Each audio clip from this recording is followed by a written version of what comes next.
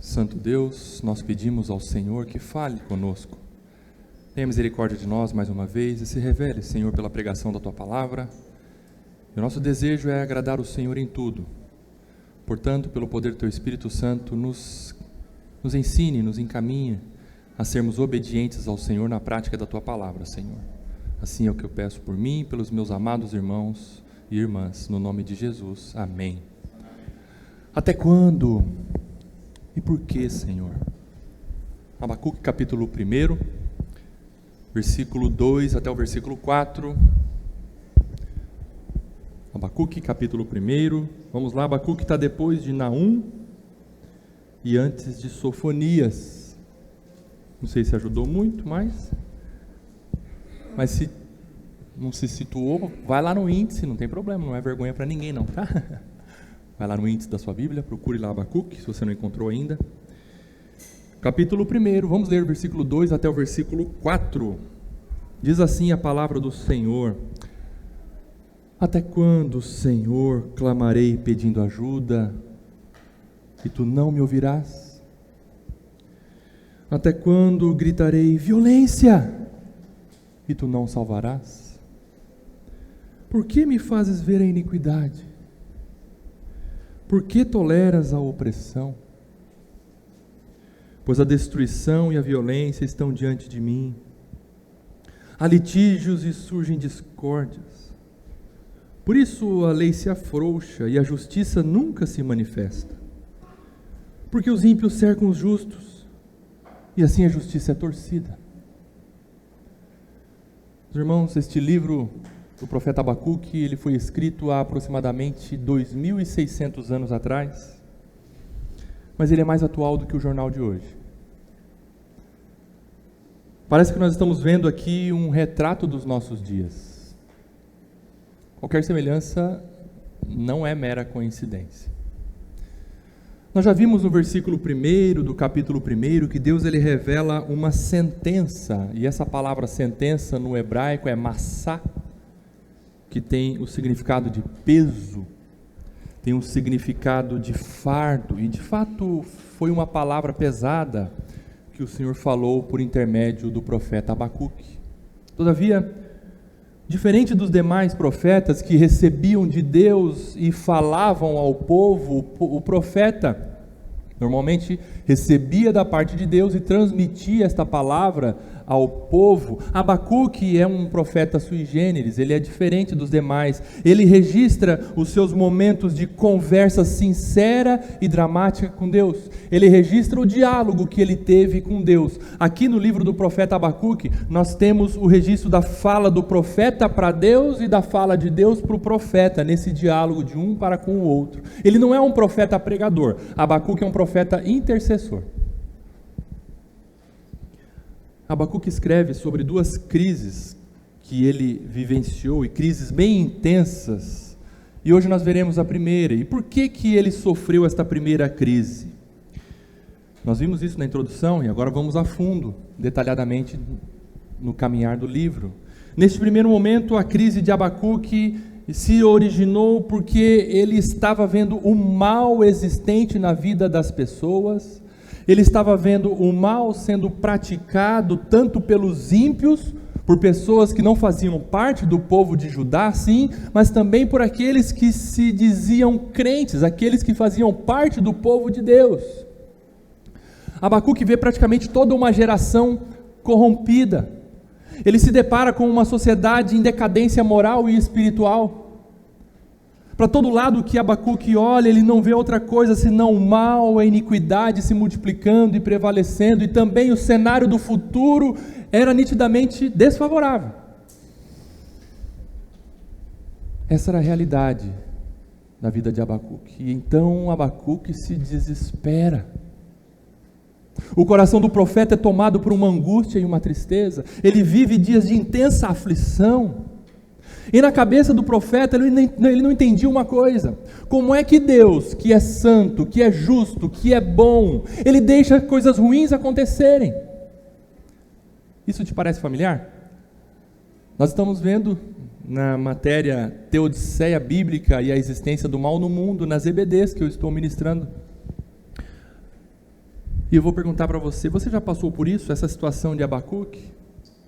E eu vou fazer outra pergunta para você, você, quem sabe, está passando por isso? E o que Abacuque faz quando ele se depara e ele constata tanta maldade sendo praticada pelas pessoas e se multiplicando na sua geração?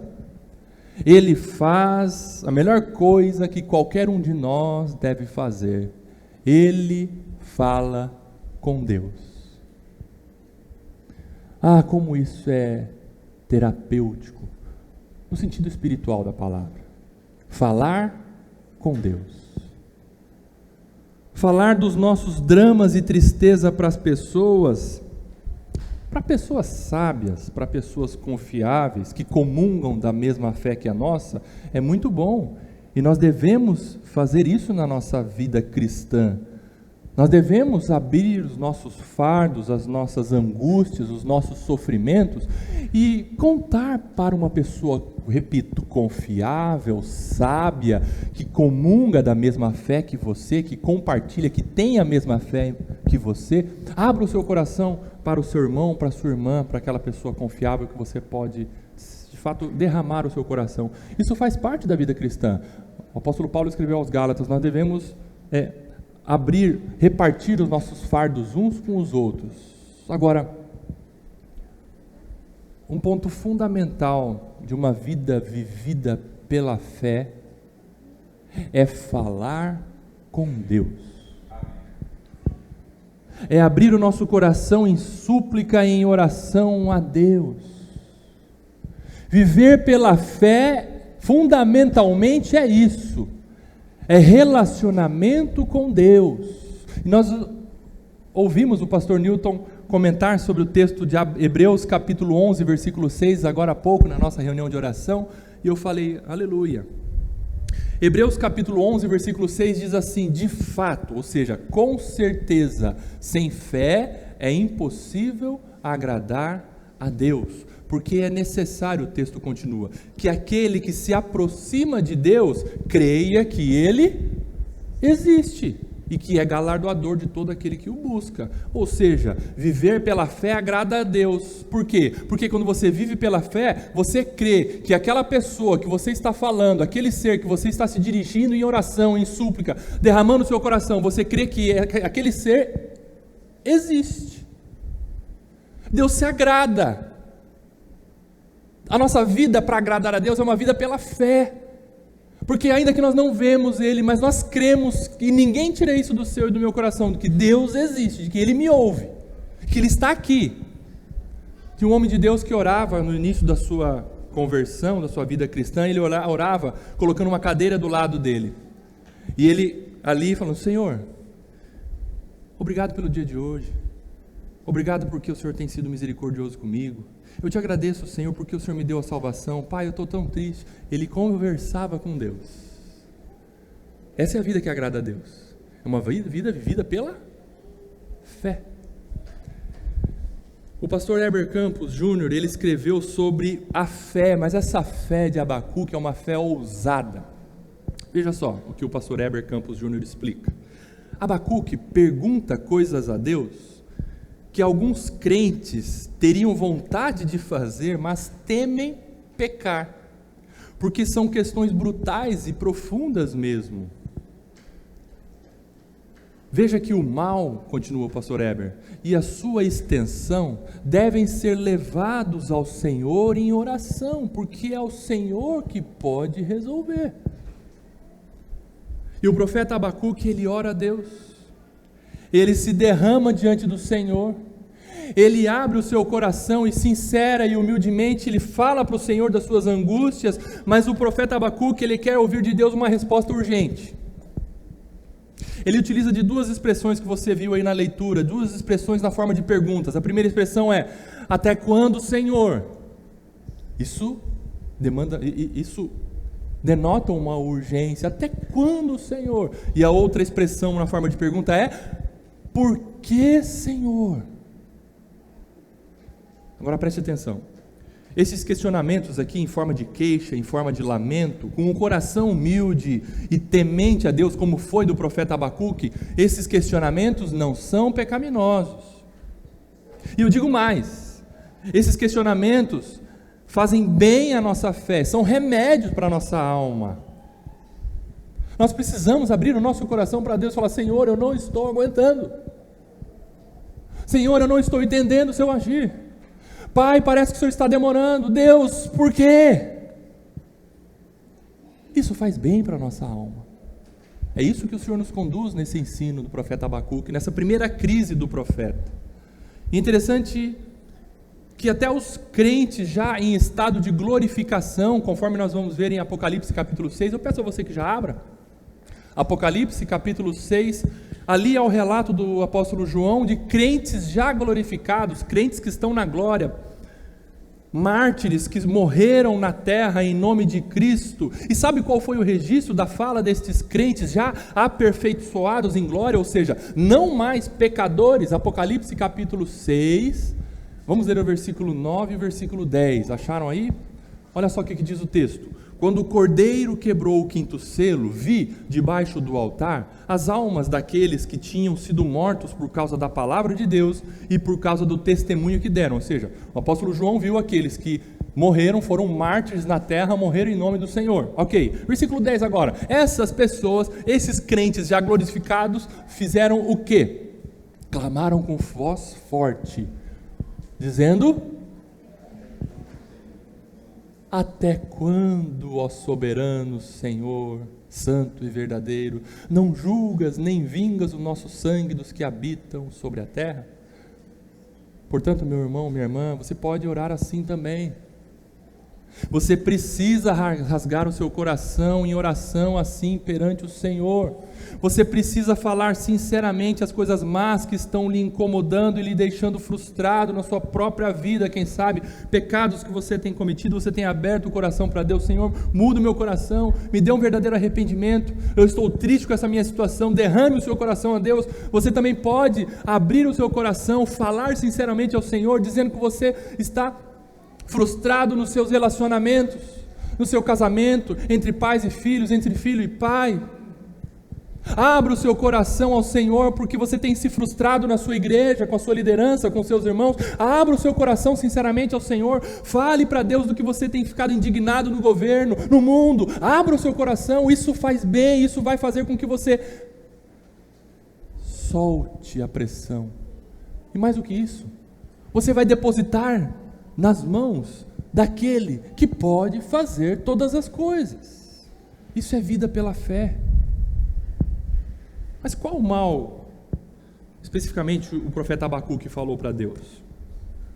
Abacuque, ele derrama o seu coração em desespero ao Senhor, falando para Deus que ele está vendo que os ímpios e aqueles que se dizem crentes estão agindo perversamente, injustamente, sem temor, estão nem aí para Deus. Ele está desesperado com a decadência moral e espiritual da sua geração.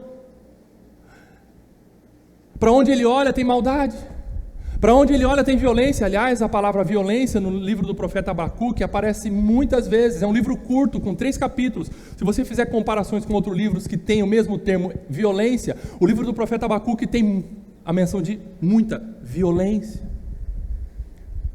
E o profeta Abacuque, então, ele abre para o Senhor essas palavras angustiantes. Versículo 2, vamos lá. Abacuque 1, 2. Até quando, Senhor, clamarei pedindo ajuda e tu não me ouvirás? Até quando gritarei violência e tu não salvarás? Por que me fazes ver a iniquidade? Por que toleras a opressão? Pois a destruição e a violência estão diante de mim, há litígios, surgem discórdias. Perceberam as palavras dramáticas do profeta? E aqui você nota o drama nas palavras dele diante da aparente demora de Deus, o drama do silêncio de Deus perante as situações urgentes apresentadas pelo profeta. Até quando, Senhor? Por que, Senhor? Até quando, Senhor, as pessoas irão virar as costas para o Senhor, irão zombar da Tua palavra? Até quando, Senhor, as pessoas vão amar mais as coisas deste mundo, irão buscar coisas fúteis e sem valor algum? Senhor, por que todas essas maldades que o Senhor está me fazendo testemunhar estão acontecendo e o Senhor parece que não faz nada?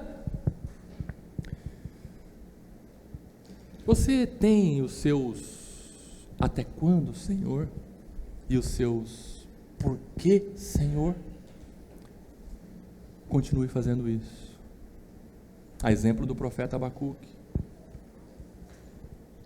E muitas vezes nós achamos que Deus tem que nos responder e agir com a mesma urgência que nós apresentamos os nossos lamentos e as nossas angústias a Ele. Nós estamos apresentando para o Senhor: Senhor, até quando? Pai, por quê? Me responda. Mas Deus fica no mais absoluto silêncio. Parece que não está fazendo nada. E para nós o silêncio e a aparente inação de Deus são doloridos demais. Não se alinham com a nossa lógica.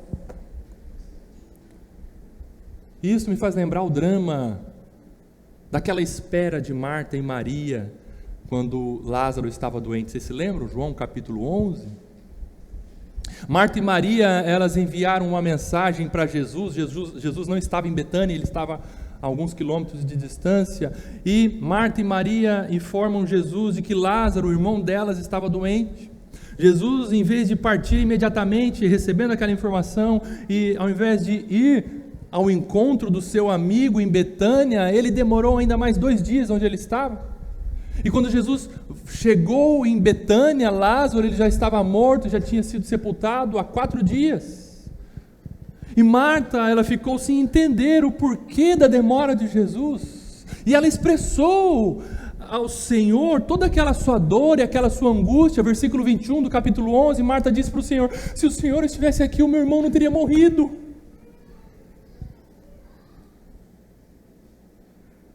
Por que o Senhor demorou? E a demora, o silêncio afligem a gente, não é mesmo? Mexe com o senso de urgência que nós temos quando alguém fala para nós: espera. Tem hora que a gente detesta ouvir a palavra espera. Espera um pouco. Aí o filho vem com tudo naquela empolgação: pai, mãe, faz tal coisa para mim. Você fala: não, espera. O filho ou a filha com o Adãozinho bem em pé no seu coração, com a Evinha bem em pé no seu coração, vão falar: pai, mãe, não dá para esperar, precisa ser agora. Eu preciso do picolé agora. É um senso de urgência que tem nos nossos corações. Eu trago 2 exemplos para você. Por exemplo, imagine que você estivesse desempregado e você passasse por um processo seletivo, né, de contratação, e a pessoa do recrutamento fala assim para você: ok, você fez a prova, agora espera a nossa ligação. 1 dia, 2 dias, 3 dias, 5 dias, 7 dias, 10 dias, Senhor, eu vou ligar. Não é possível que eles se esqueceram de mim. Eles falaram que eles iam ligar, falaram para eu esperar, eu não estou aguentando. Uma outra situação triste. Imagina que você passa por um médico, e o médico, ao fazer o exame clínico, ele fala: eu notei algo estranho em você, você não está bem. Preciso que você faça esses exames. Passa os exames para você, você vai lá, vai no laboratório, faz todos os exames, e o resultado só sai em 20 dias. Meu pai, 20 dias como se fossem 20 anos. Senhor, o que eu tenho? Será que eu vou morrer? É angustiante esperar. Mexe com a nossa natureza o silêncio e a espera. O pastor Hernandes Dias Lopes, ele ensinou o seguinte a respeito desse trecho, sobre a crise de Abacuque. Abre aspas: nada nos choca mais do que o silêncio de Deus. Nós temos pressa, nós temos urgência, e Deus parece que está calado e inativo. Fecha aspas. Senhor, por favor, faça alguma coisa agora. e nada. Senhor, é urgente, me responda, eu estou gritando, o Senhor não está me ouvindo. Silêncio. Porém, amada igreja, o silêncio de Deus também é uma resposta. Deus responde não falando nada.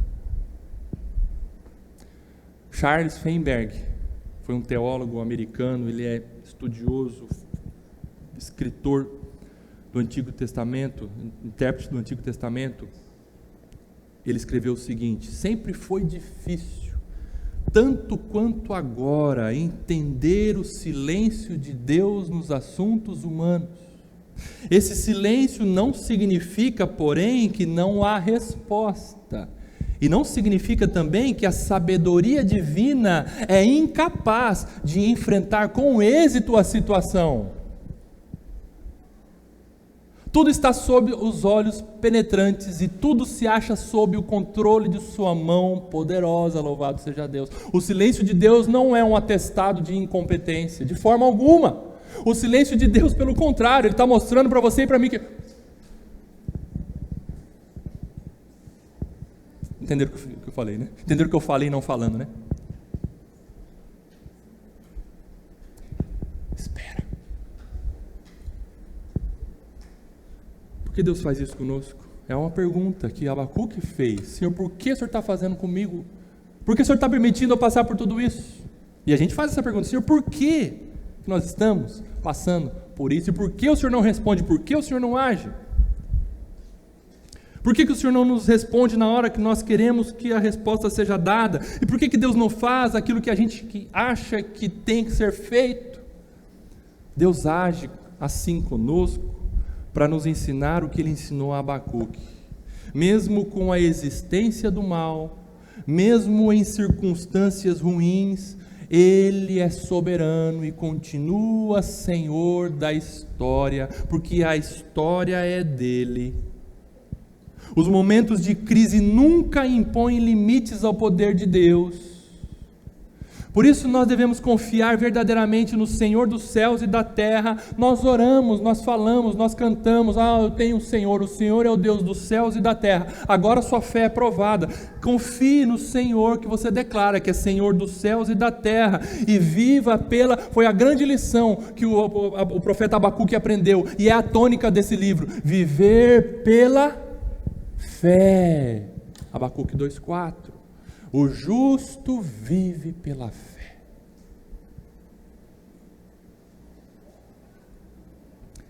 Marta disse para o Senhor, eu citei agora há pouco, né?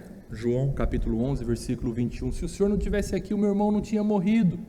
Na sequência, versículo 22, Marta faz uma declaração encharcada de fé em Jesus. Versículo 22, ela tinha dito: se o Senhor não tivesse aqui, o meu irmão não teria morrido, mas também sei, mesmo agora, tudo que o Senhor pedir a Deus, Ele concederá. Eu não entendi porque o Senhor não veio na minha hora, mas eu entendo e eu creio que o Senhor é todo poderoso. Qualquer coisa que o Senhor fizer, o Senhor tem poder para fazer. Não sei o que o Senhor vai fazer, mas eu creio no teu poder. Se o Senhor pedir para Deus Pai, Ele vai fazer. Isso é declaração de fé, encharcada de fé. Deus tem o tempo dele para intervir na história. Deus tem o tempo dele para agir nas circunstâncias ruins que vivenciamos. Deus tem o tempo dele para atender às nossas orações, se Ele quiser. Meu irmão, nós precisamos entender o seguinte: uma coisa é ouvir as nossas orações, outra coisa é atender às nossas orações. Perceberam? Deus ouve todas as nossas orações, ok? Agora não significa que Ele atende todas as nossas orações, porque as nossas orações serão atendidas quando elas são feitas segundo a vontade de Deus. Deus não faz assim, vou fazer tal coisa porque está me pedindo tanto, eu não queria, mas vou fazer, vai. Não. Se aquilo que você está pedindo é de acordo com a vontade de Deus, Ele com certeza vai fazer. E nós devemos continuar orando, devemos continuar pedindo, devemos continuar clamando ao Senhor. Deus tem o tempo dele para atender as nossas orações, se Ele quiser. Ele é soberano, nós não.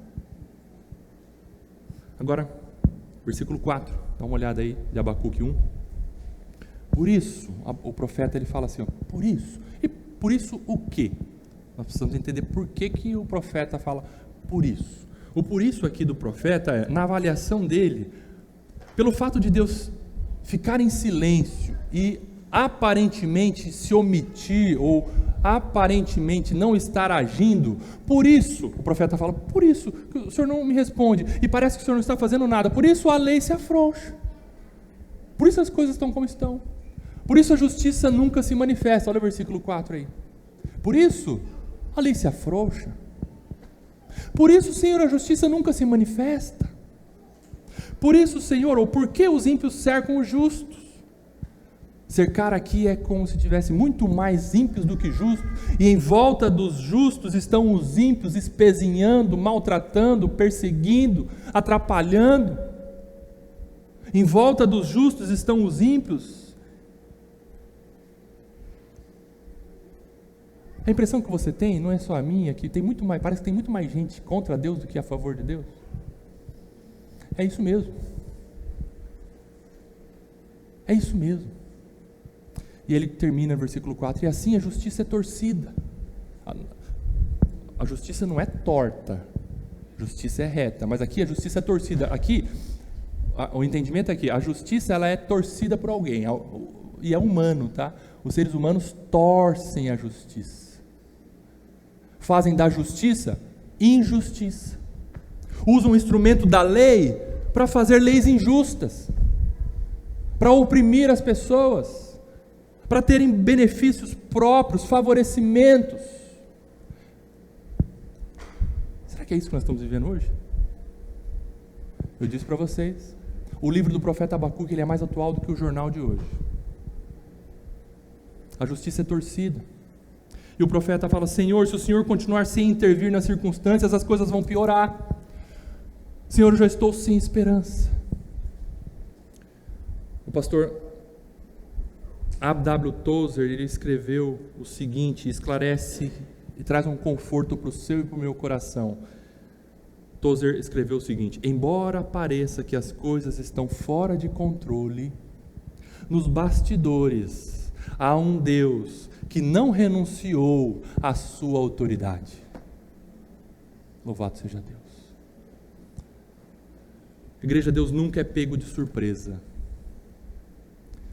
Deus não é surpreendido, Deus não é pego no contrapé. Deus, quando se depara com uma situação, ele fala, meu Deus, eu jamais, meu Deus, o meu eu, né? Eu jamais tinha pensado que isso poderia acontecer. Ele detém as rédeas do universo em absoluto domínio em suas mãos, nada foge do seu controle. Aliás, tudo que acontece tem a intervenção de Deus. Nós estamos aprendendo isso na aula sobre a teodiceia bíblica e a existência do mal do mundo. Vocês viram no capítulo 42 do livro de Jó, que Jó, depois de ter restituído tudo aquilo que Deus havia tirado dele por meio de Satanás, Jó, ele agradeceu ao Senhor por todo, eu expliquei para vocês, por todo o mal que o Senhor havia permitido, não, havia feito na vida dele. O Senhor fez mal na vida de Jó. Você consegue entender isso? Está na Bíblia, sabia? Mas o mal que Deus faz não é porque Ele é mau, é porque Ele age nessas circunstâncias para moldar o nosso caráter através das circunstâncias más que nos sobrevêm.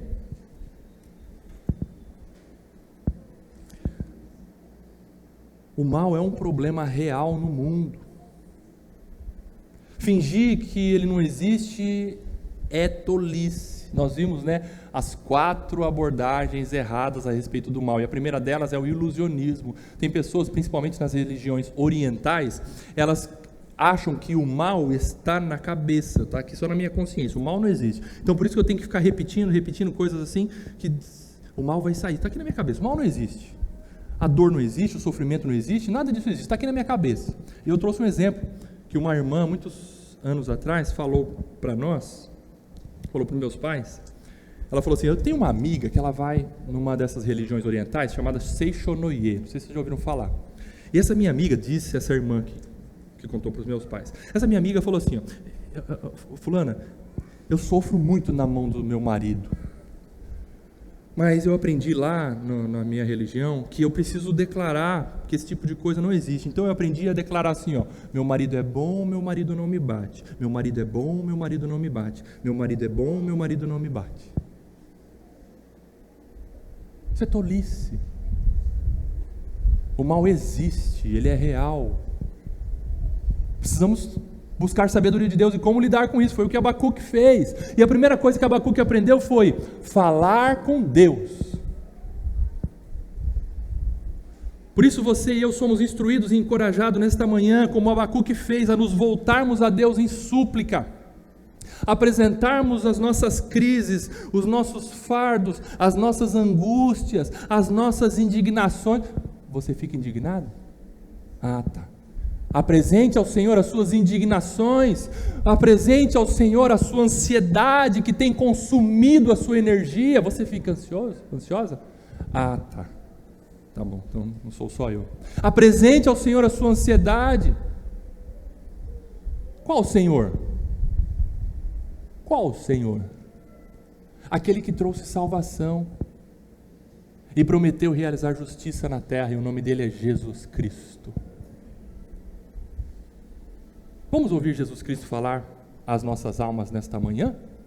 Abra, por favor, Mateus capítulo 11. Mateus capítulo 11, versículo 28 até o versículo 30. Ouça o Senhor que te deu salvação e que prometeu realizar justiça na terra. E nós vimos lá na escrita do profeta Malaquias que Jesus é o sol da justiça. Sol da justiça. Mateus capítulo 11, versículo 28 a 30. Diz assim o seu Senhor, diante dessa situação que nós estamos vivendo, diante da tristeza que nós estamos padecendo, diante das preocupações da nossa vida, diante das tribulações que estão nos consumindo, o Senhor diz para você e para mim nesta manhã: venham a mim todos vocês que estão cansados e sobrecarregados, e eu os aliviarei. Tomem sobre vocês o meu jugo e aprendam de mim, porque sou manso e humilde de coração. E vocês acharão descanso para a sua alma, porque o meu jugo é suave e o meu fardo é leve. Igreja, essas palavras do nosso Senhor Jesus são alívio em meio à dor. Essas palavras do nosso Senhor Jesus, pelo agir do Espírito Santo no seu e no meu coração, elas comunicam paz em meio às perturbações e às tensões da vida. Como essas palavras são vida. Como essas palavras são revigorantes. Como essas palavras são fortalecedoras. Como essas palavras são maravilhosas. Você ouviu o seu Senhor falar para você agora? E da mesma forma que Abacuque rasgou seu coração a Deus em clamor, em oração, Jesus, ele de cara, ele já fala para você e para mim assim: venham a mim, orem a mim, clamem a mim, se relacionem comigo. Jesus fala: venham a mim, você, se você está nessa categoria, vá a Jesus. Venham a mim, todos vocês que estão cansados e sobrecarregados. Jesus, ele faz um chamado para nós termos essa atitude de ir até Ele pela fé. Porque só nele, em nenhum outro ser, ou em qualquer outra coisa, somente nele, somente em Cristo, nós encontramos o que nós precisamos para o nosso cansaço, para a nossa sobrecarga, para as nossas crises existenciais, por conta, quem sabe, dos nossos pecados, por conta das injustiças e dos males que nós estamos vendo ao nosso redor. E Jesus diz, e só Ele diz, e Ele tem poder para dizer: eu os aliviarei. O que você acha dessa afirmação de Jesus? Jesus pode mentir? Jesus pode falhar? Você crê que Ele realmente pode aliviar o seu cansaço e a sua sobrecarga? Você crê, meu irmão, minha irmã? Pela fé? Aleluia. Ele pode. Se você fizer esse pedido a Ele, Ele vai aliviar a sua sobrecarga e o seu fardo, seu cansaço. No versículo 29, tomem sobre vocês o meu jugo. O que é isso? Jesus faz uma analogia, o jugo como se fosse uma forquilha, ou na verdade é um aparelho que é colocado entre dois animais de carga para eles andarem aparelhados, um do lado do outro, e o jugo é colocado no pescoço do animal aqui e no pescoço do animal lá, e tem uma trave no meio, tem uma madeira no meio, e nessa madeira é colocado fardos, as cargas para os animais levarem, alivia o transporte da carga para os animais. O jugo, então, é esse aparelho que é colocado no pescoço do boi, no outro pescoço do boi, fica atravessado, e ali é pendurado o fardo, a carga para eles carregarem. Jesus está dizendo assim: sobre ele, nele, nós devemos colocar todas as nossas cargas. Agora preste atenção, nós vivíamos debaixo de um outro jugo, você sabia? Nós vivíamos debaixo do jugo do pecado, debaixo do jugo da condenação eterna, e o jugo do pecado nos aliviava? A resposta é não, de forma alguma. Só pesava sobre nós, o jugo do pecado e da condenação acabava conosco, mas por meio de Jesus, este jugo do pecado foi removido. Agora o nosso jugo é o jugo de Cristo, e não é mais o jugo de peso e de condenação e de morte, louvado seja Deus. Agora Cristo é o nosso alívio, Ele nos reconciliou com Deus, e por sua morte os nossos pecados foram totalmente perdoados, e nele nós temos vida, e vida em abundância. O jugo de Cristo é leve. Você entendeu por que Jesus fala para você: o meu jugo é suave? Nele não há carga para nós, porque Ele carregou as nossas cargas. Tomem sobre vocês o meu jugo. E, versículo 29 continua, né? Aprendam de mim, porque sou manso e humilde de coração. Eu faço uma pergunta para você: como que Jesus viveu aqui nesta terra? Sobretudo em momentos de crises, em momentos de dor, em momentos de sofrimento. Ou você acha que o nosso Senhor Jesus não sofreu, não padeceu? Desculpa ofender a sua inteligência, mas Ele sofreu muito, muito mais do que eu e você poderíamos suportar. Ele padeceu, Ele chorou, Ele disse: Pai, passa de mim essa hora difícil, contudo seja feita a tua vontade, não a minha. E diz o registro de Mateus que Ele começou a suar sangue naquele momento. É muito sofrimento, é muita dor. O nosso Senhor sofreu. E como que Ele passou então? Principalmente nesses momentos de tristeza, de sofrimento, de dor. Jesus foi manso e humilde de coração. Ah, irmãos, como eu preciso aprender isso. Ele não deu coice. Ele não falou: não, pai, não vou fazer. Ele não revidou. Ele foi manso e humilde de coração. Jesus ensina que nos momentos que nós estivermos passando pelos até quando, Senhor? E pelos por que, Senhor?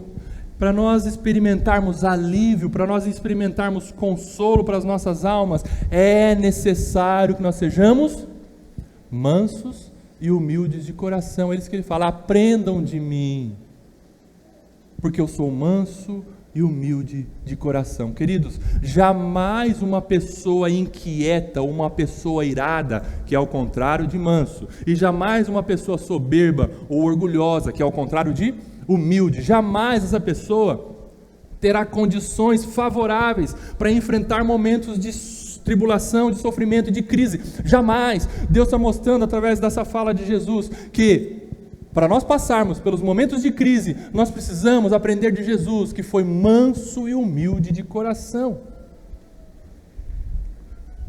E por nós mesmos nós não conseguimos. Preciso dizer isso para você. Somente estando em Cristo, nós podemos ser mansos e humildes de coração. E assim, o Senhor Jesus continua falando para você e para mim: acharemos descanso descanso para as nossas almas, louvado seja Deus.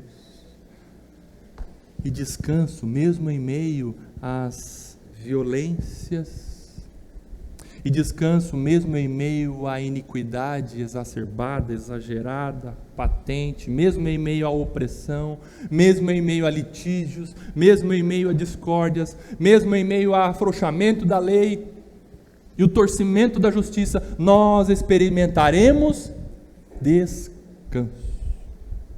Abacuque recorreu humildemente ao Senhor pela fé em clamor. Ele rasgou o seu coração em súplica a Deus para achar descanso para a sua alma. E nós vamos ver o descanso que ele encontrou quando ele registra o capítulo 3, principalmente do meio para baixo. Vocês se lembram, né, o que ele registrou? Ali ele encontrou um descanso no Senhor. E a situação foi favorável para ele? Ah, irmão, você não vai pedir para o Senhor me dê um descanso só quando as coisas estiverem bem, tá? A hora que as coisas melhorarem, Pai, aí sim eu vou experimentar o descanso. Não, Jesus está mostrando para nós, e foi o que Abacuque experimentou. Ele experimentou o descanso apesar das horas difíceis. Ainda que a figueira não floresça, ainda que o produto da oliveira não produza azeitona, ainda que no campo não haja mantimento, ainda que no curral não haja gado. Que situação favorável é isso? É não aqui, não ali, sem nada aqui, sem nada ali. Ainda assim, esperarei no Senhor, no Deus da minha salvação. Porque o meu jugo é suave, o Senhor conclui, e o meu fardo é leve. Queridos, a melhor maneira de nós vivermos quando nós estamos como que sendo amassados por um rolo compressor, passando por tribulações, por sofrimento, testemunhando injustiças de todo tipo de males, nós devemos nos sujeitar ao jugo suave de Jesus, aceitando de forma obediente o fardo de Jesus, aceitando o que Ele tem permitido nós passarmos, o que Ele tem feito nós passarmos. Em outras palavras, nós devemos nos submeter e aceitar o trabalhar de Deus em nossas vidas, porque o jugo do Senhor é suave e o fardo é leve. Em Cristo, diz o apóstolo Paulo, nós podemos todas as coisas. Entenderam por que o apóstolo Paulo chegou nessa conclusão? Eu sei o que é ter muito, eu sei o que é ter pouco, eu sei o que é ser exaltado, eu sei o que é ser humilhado. Ele aprendeu tudo em Cristo Jesus, porque tudo posso naquele que me fortalece. Paulo aprendeu a descansar no jugo suave do Senhor, no fardo leve do Senhor. E nós aprendemos com o apóstolo Paulo também que nós devemos, então, diante dessas circunstância, a nossa vida deve ser uma vida de constante oração. O apóstolo Paulo escreveu aos Tessalonicenses: orem sem cessar. A nossa vida deve ser uma vida de constante falar com Deus, porque Deus se agrada disso. O pastor Augusto Nicodemos, ele ensinou o seguinte: o que importa é que, ou em secreto, ou em público, ou espontaneamente, ou de forma preparada, você ore. Que a oração seja parte da sua vida, que você esteja falando com o seu Deus o tempo todo. Aleluia. Como fez o profeta Abacuque. Conclui então dizendo que todos os males que nos sobrevêm, as tribulações, os sofrimentos, nós padecemos, tudo isso é para o nosso bem, tudo isso é para o nosso ensino, tudo isso é para o nosso amadurecimento. Portanto, meu irmão, minha irmã, estejam convictos pela fé que as urgências da vida, que nós julgamos urgentes, nada mais são que um chamado de Deus para nós esperarmos e confiarmos nele. Ele governa a história, Ele permanece soberano sobre tudo e sobre todos. Eu termino com a oração de Agostinho. Agostinho orou nesse sentido: fizeste-nos, Senhor, para ti, e o nosso coração anda inquieto, enquanto não descansar em ti. Pai, ensina-nos a aquietarmos aos seus pés. Oh Pai, uma palavra de disciplina como essa é para o nosso bem. Senhor, nós te agradecemos pelo dom da fé. Sem fé jamais poderíamos agradar ao Senhor. Sem fé jamais poderíamos falar com o Senhor e ter a certeza que o Senhor nos ouve. E sem fé, Senhor, seria impossível de crermos nas Tuas promessas, que haveremos de desfrutar no futuro, na glória maravilhosa, eterna com o Senhor. Pela fé cremos que nós já temos vida eterna com Jesus Cristo e Ele já foi nos preparar lugar. Enquanto aqui estamos, Senhor, fortaleça-nos. Diante das nossas angústias, diante dos nossos dilemas, diante, Senhor, das nossas indignações e ansiedades, Senhor, trate o nosso coração, para aprendermos a esperar e a confiar no Senhor. Mas o Senhor disse que nunca há de nos abandonar. O Senhor estará conosco por todos os dias, até a consumação dos séculos. Essa é a nossa segurança, essa é a nossa certeza no agora, e é o que nos dá força para continuarmos. Obrigado, Senhor, pela vida do profeta Abacuque e por esse registro, que nos mostra a importância de falarmos com o Senhor e vivermos em ininterrupta comunhão contigo pela fé. No nome de Jesus, amém.